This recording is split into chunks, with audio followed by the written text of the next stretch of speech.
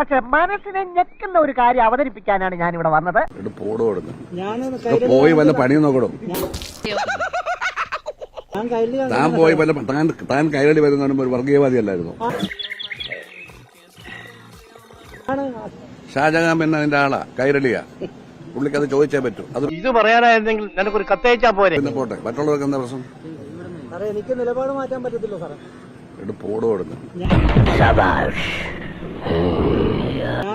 പോയി വല്ല പണിയും നോക്കണോ? താൻ പോയി വല്ല താൻ കൈരളി വരുന്ന ഒരു വർഗീയവാദിയല്ലായിരുന്നു.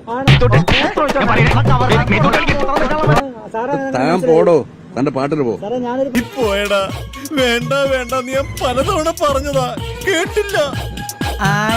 ഞാൻ തന്നെ താൻ പോകാൻ പറഞ്ഞ താൻ പൊക്കോളാൻ പറഞ്ഞില്ല പാർട്ടിക്കാരനെ. ഉച്ചഭക്ഷണ വിതരണമൊക്കെ മുടക്കുക ശരിയായ കാര്യമാണോ? ഇയാൾ എന്തുവാ പ്രസംഗിക്കുന്നത്?